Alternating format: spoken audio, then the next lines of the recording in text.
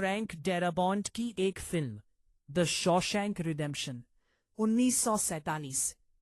एक मुख्य अदालत में एक मामला सुना जाता है जिसमें बैंक के उपाध्यक्ष एंडी डुफ्रेन पर अपनी पत्नी और उसके प्रेमी की हत्या का आरोप लगाया जाता है। हालांकि नायक अपना अपराध स्वीकार नहीं करता और यह पात्र यह भी याद नहीं कर पाता कि हत्या की रात वह क्या कर रहा था, क्योंकि वह नशे में था।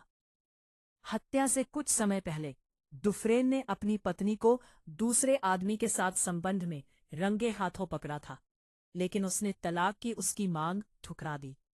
उसी शाम पत्नी घर छोड़कर चली गई। डुफ्रेन एक बार में गया जहां उसने बहुत शराब पी और फिर उस घर तक गाड़ी चलाकर गया जहां उसकी पत्नी के होने की संभावना थी, लेकिन वहां कोई नहीं था। उस आदमी ने रिवॉल्वर लेकर अपनी पत्नी और उसके प्रेमी का इंतजार करने का फैसला किया। कुछ समय बाद डुफ्रेन का नशा उतर गया और वह घर लौट आया। सुबह नौकरानी ने उसकी पत्नी और उसके प्रेमी को गोली से मृत पाया। पुलिस को वह बंदूक नहीं मिली जिसे डुफ्रेन ने घर लौटते समय नदी में फेंक दिया था। अन्य सबूत भी आरोपी के अपराध की ओर इशारा करते हैं। अदालत डुफ्रेन को 2 आजीवन कारावास की सजा सुनाती है। उसे न्यू इंग्लैंड की सबसे अंधेरी जेलों में से एक शॉशैंक भेज दिया जाता है, जहां क्रूरता और अराजकता का बोलबाला है। वार्डन सैमुअल नॉर्टन दिखावटी धार्मिकता प्रदर्शित करता है और गार्डों का प्रमुख कैप्टन हेडली नए कैदियों में से एक को उसके आने की पहली रात ही पीट पीट कर मार डालता है। डुफ्रेन जेल की लॉन्ड्री में काम करने लगता है।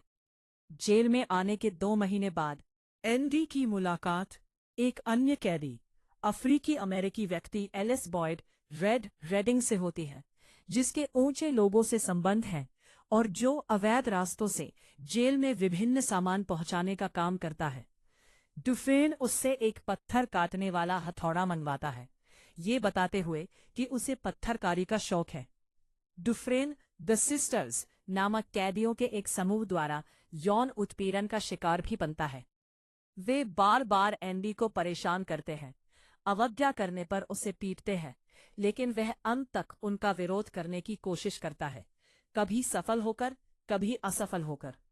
1939 में रेड के संबंधों की बदौलत डुफ्रेन को एक ऐसे समूह में भेजा जाता है जो जेल की फैक्ट्री की छत की मरम्मत करता है।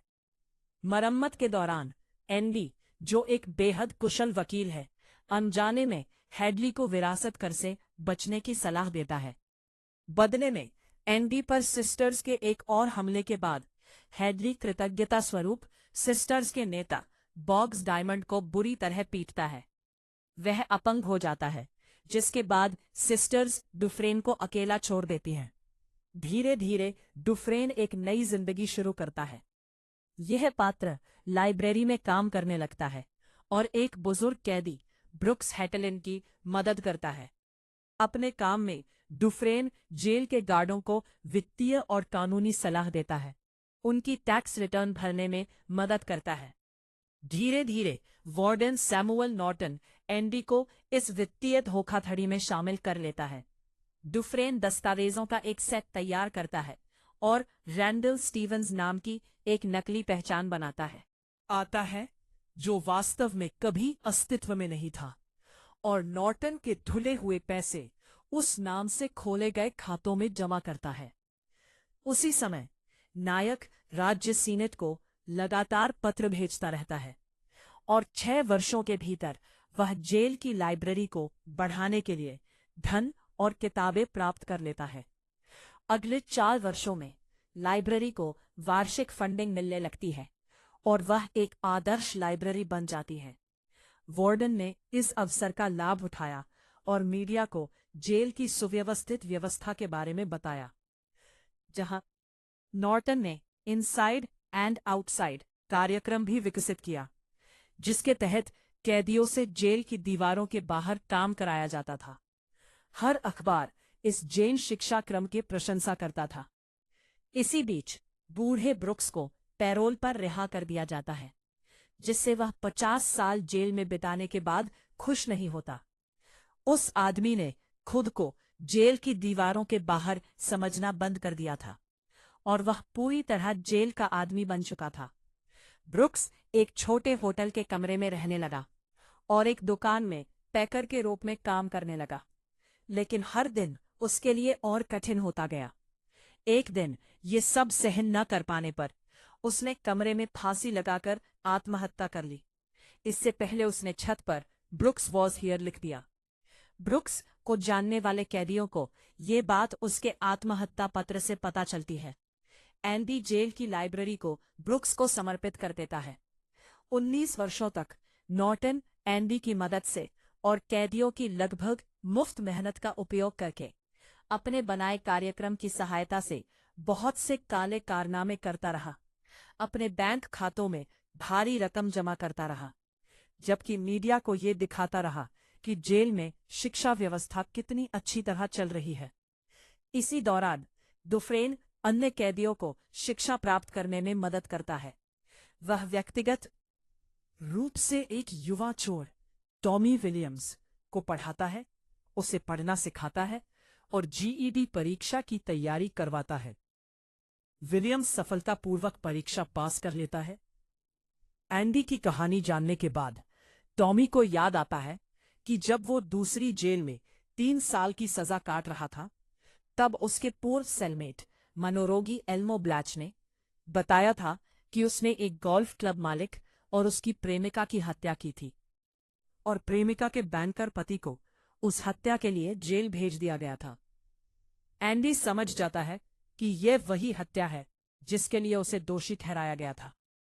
नायक नॉर्टन को अपना मामला फिर से खोलने के लिए मनाने की कोशिश करता है, लेकिन उसे सख्त इनकार मिलता है क्योंकि एंडी नॉर्टन की साजिशों में शामिल है और उसके लिए एक मुफ्त निजी वित्तीय प्रबंधक के रूप में उपयोगी है।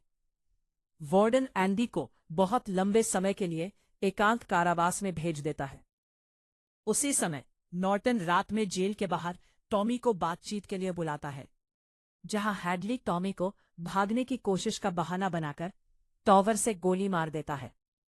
दुफ्रेन एकांत कारावास से लौटता है और नॉर्टन के लिए काम करना जारी रखता है। एक शाम रेड से बातचीत में वो कहता है कि जेल से बाहर निकलने के बाद वो मेक्सिको के जिहुआतानेजो में प्रशांत तट पर एक होटल खोलेगा। एंडी रेड से यह नाम याद रखने को कहता है और उसे बक्सटन नामक शहर के बारे में बताता है। उस शहर के पास उसके लिए एक बहुत महत्वपूर्ण जगह स्थित है। दुफ्रेन रेड को बताता है कि उसे कैसे ढूंढा जाए। रेड अपने दोस्तों को एंडी के साथ हुई बातचीत के बारे में बताता है। उनमें से एक को याद आता है कि हाल ही में दुफ्रेन ने उससे एक रस्सी मांगी थी। दोस्तों को चिंता होती है कि लंबे समय तक एकांत कारावास में रहने के बाद एंडी पागल हो गया है और आत्महत्या करना चाहता है। 1966 में एंडी भाग निकलता है। अपने